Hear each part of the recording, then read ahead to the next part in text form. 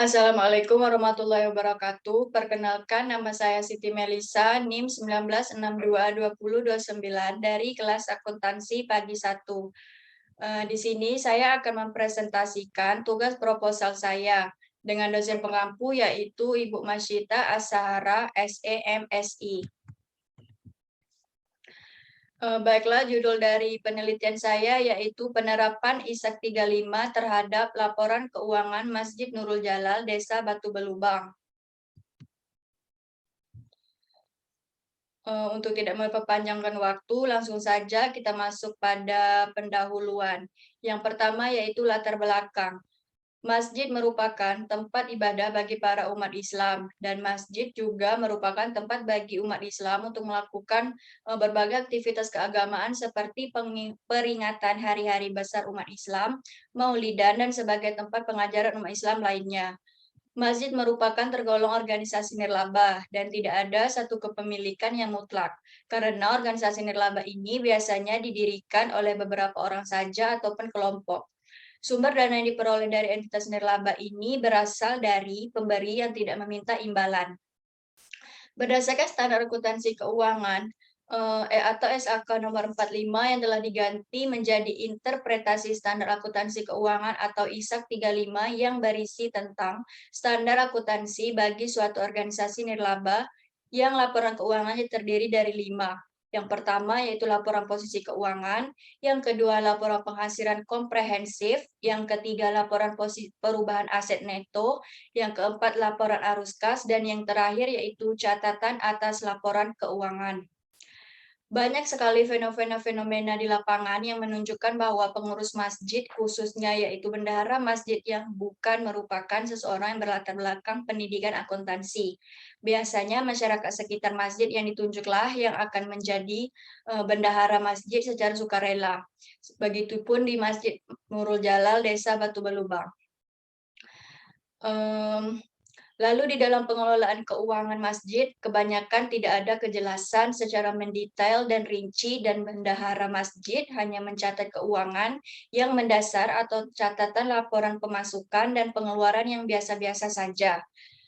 Pembuatan laporan keuangan masjid itu sangatlah penting, karena dari laporan keuangan itulah bisa terlihat dan menunjukkan bagaimana pengelolaan keuangan yang telah dilakukan.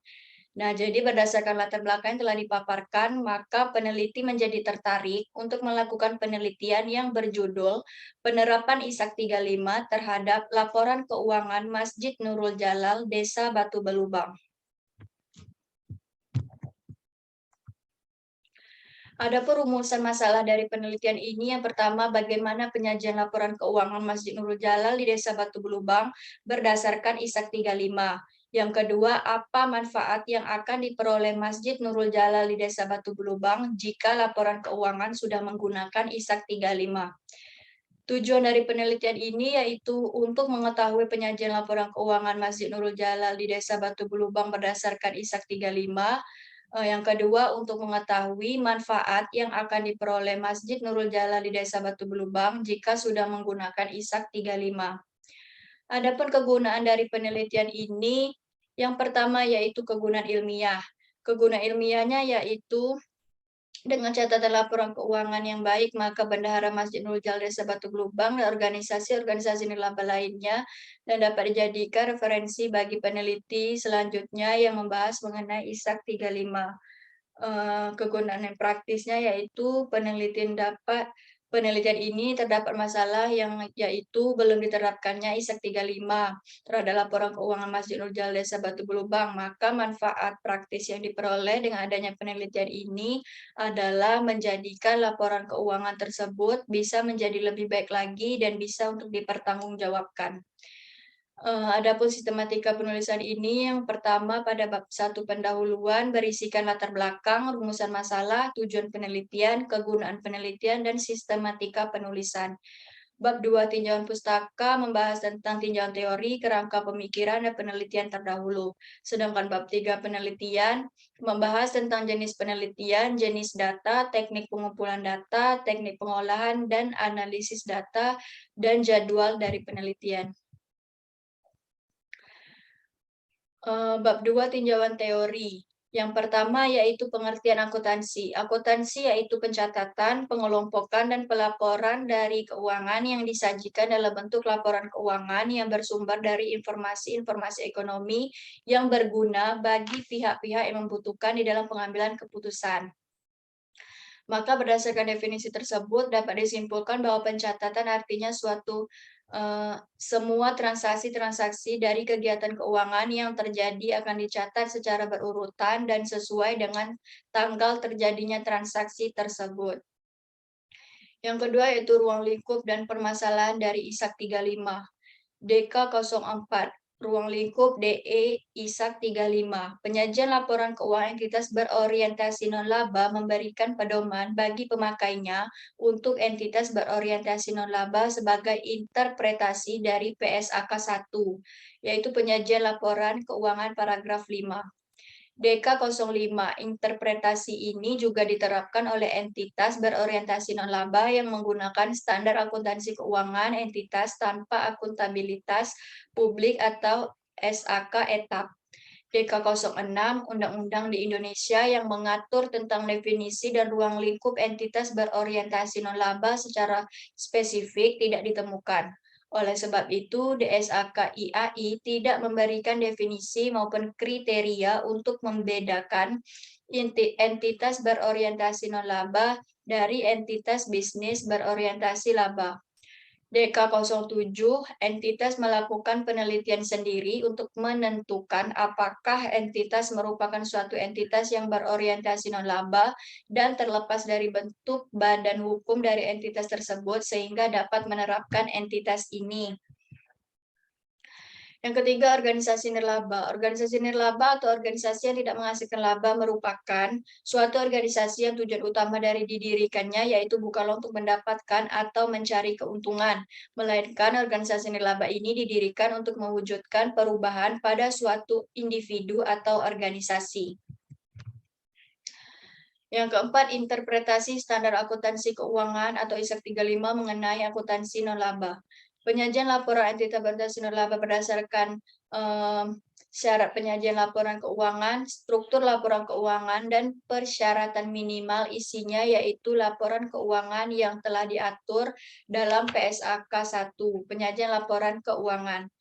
Entitas berorientasi non-laba ini bisa dibuat untuk penyesuaian deskripsi untuk beberapa pos yang terdapat di dalam laporan keuangan. Contohnya, yaitu jika sumber daya yang diterima oleh pihak entitas berorientasi non-laba mengharuskan entitas untuk memenuhi kondisi yang melekat pada sumber daya tersebut, maka entitas dapat menyajikan sumber daya tersebut berdasarkan dengan sifatnya, yaitu pada adanya pembatasan atau tidak adanya pembatasan oleh pihak yang memberikan sumber daya. Yang kelima, laporan keuangan entitas non-laba berdasarkan ISAK 35. Jadi laporan keuangan entitas non-laba berdasarkan ISAK 35 itu terbagi menjadi 5. Yang pertama itu laporan posisi keuangan, yang kedua laporan penghasilan komprehensif, yang ketiga laporan perubahan aset neto, yang keempat laporan arus kas, dan yang terakhir yaitu catatan atas laporan keuangan. Yang keenam, pengertian dan fungsi dari masjid. Yang A, pengertian masjid. Dari segi etimologi, masjid berasal dari bahasa Arab, yaitu dari kata sajadah, sujud, masjid atau masjid. Sujud mempunyai arti taat, patuh, dan tunduk dengan hormat. Makna ini diekspresikan secara lahiriahnya dalam bentuk meletakkan dahi, kedua tangan, lutut, dan kaki ke bumi. Dalam ilmu tata bahasa Arab atau gramatikal bahasa Arab, kata masjid dinamakan ismu makan, yaitu kata benda yang menunjukkan arti tempat. Jadi masjid yaitu berarti tempat bersujud ini. Bersujud. Inilah pengertian sehari-hari bagi umat Islam pada umumnya, yaitu masjid sebagai bangunan tempat mendirikan sholat bagi para umat Islam. B, fungsi masjid. Fungsi masjid itu sebagai tempat beribadah, sebagai tempat menuntut ilmu, sebagai tempat pembinaan jamaah, sebagai pusat dakwah dan kebudayaan Islam. Yang kelima, masjid sebagai jantung hati kehidupan bagi para umat Islam yang selalu berdenyut untuk menyebarluaskan dakwah Islamiyah dan budaya Islam.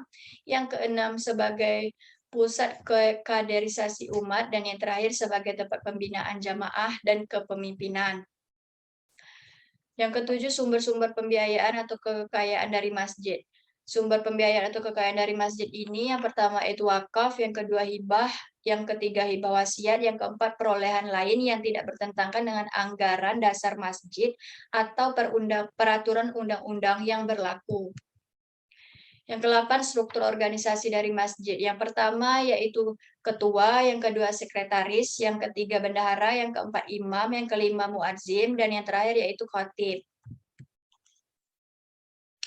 Adapun kerangka pemikiran dari penelitian ini, yang pertama, peneliti mencari atau mencatat informasi mengenai laporan keuangan pada Masjid Nur Jalal Desa Batu Gelubang. Lalu menjelaskan bagaimana itu konsep laporan keuangan yang menggunakan ISAK 35, baik itu dari segi informasi maupun cara pengerjaannya.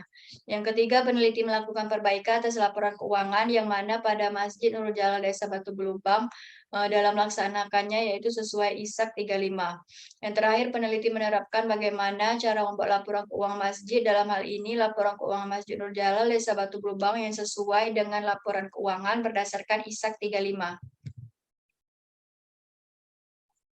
Lalu peneliti terdahulu di dalam penelitian ini, yang pertama penelitian oleh Jeffrey Ansari 2021 yang berjudul Penerapan ISAK 35 tentang penyajian laporan keuangan entitas berorientasi non-laba, studi kasus pada panti asuhan Al-Marhamah Medan.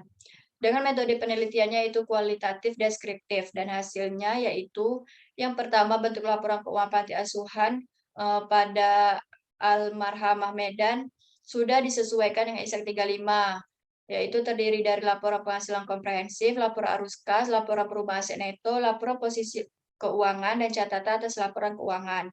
Yang kedua, bagi pihak panti asuhan Al-Marhamah Medan, banyak manfaat yang diperoleh dengan dilaksanakan ISAK 35 pada laporan keuangan mereka.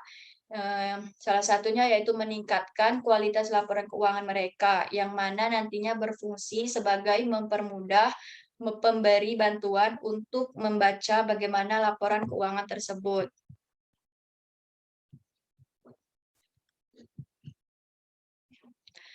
Adapun metode penelitian yang digunakan di dalam penelitian ini, yang pertama yaitu jenis penelitian. Jenis penelitian yang digunakan yaitu penelitian kualitatif deskriptif, yang merupakan penelitian yang menjelaskan makna di sebalik realita atau kenyataan sosial yang benar-benar terjadi. Tujuan dari penelitian kualitatif yaitu untuk memahami fenomena tentang apa yang dialami oleh subjek dari penelitian, misalnya pelaku, persepsi, motivasi, tindakan, dan lain-lain sebagainya. Penulis menggunakan metode penelitian kualitatif deskriptif karena penelitian ini memberikan gambaran tentang wujud pengelolaan keuangan yang sesuai dengan standar akuntansi keuangan, yaitu ISAK nomor 35 pada masjid. Dan dikarenakan metode menggunakan metode kualitatif deskriptif, maka di dalam langkah penelitiannya tidak perlu merumuskan hipotesis. Yang kedua yaitu jenis data. Jenis data yang digunakan yang pertama yaitu data primer, yaitu data pertama yang dikumpulkan oleh peneliti secara langsung dengan upaya pengambilan data langsung di lapangan.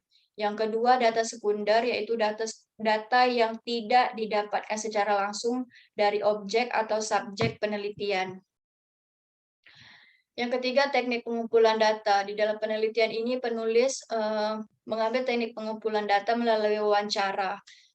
Yang pertama melalui wawancara. Wawancara merupakan percakapan dengan maksud tertentu, dan percakapan ini dilakukan oleh kedua belah pihak, yaitu pewawancara yang mengajukan pertanyaan dan terwawancara yang memberikan jawaban atas pertanyaan tersebut. Yang kedua yaitu dokumentasi. Dokumentasi adalah metode untuk mencari data mengenai hal yang berupa catatan, transkrip, buku, surat kabar, majalah, dan lain-lain sebagainya. Yang ketiga, metode observasi atau pengamatan langsung. Metode ini merupakan peneliti turun langsung ke lapangan yang bertujuan untuk mengamati perilaku dan aktivitas individu-individu secara langsung yang terdapat di lokasi penelitian. Dan yang terakhir yaitu teknik pengolahan dan analisis data. Di dalam penelitian ini, peneliti melakukan teknik pengolahan dan analisis data dengan cara yang pertama, pengumpulan data. Pengumpulan data dilakukan dengan cara berupa sesi dokumentasi serta wawancara kepada pihak yang bersangkutan. Dalam hal ini yaitu para narasumber yang mana terdiri dari ketua, sekretaris bendara maupun masyarakat sekitar. Yang kedua, reduksi data. Setelah data diperoleh, selanjutnya data dipindahkan dengan ditulis atau diketik dalam bentuk uraian atau laporan yang terinci. Yang ketiga, display data atau penyajian data. Setelah data dipindahkan, lalu selanjutnya yaitu menampilkan atau menyajikan data yang telah didapat dengan berupa draft, wawancara, maupun hasil pengamatan sebelumnya. Yang terakhir yaitu pengambilan kesimpulan atau verifikasi. Pada tahap ini, pada bagian penelitian harus mendapatkan hasil berupa kesimpulan dari data tentang apa yang didapat, serta peneliti mampu menyelesaikan masalah yang diambil dengan sebaik mungkin, serta mendapatkan data yang valid guna untuk menyelesaikan atau menerapkan sebuah metode dalam sebuah penelitian. Baiklah, itu saja presentasi dari saya. Apabila terdapat kesalahan dan kekurangan, saya mohon maaf. Saya akhiri dengan wabillahi taufiq wa hidayah. Wassalamualaikum warahmatullahi wabarakatuh. Terima kasih.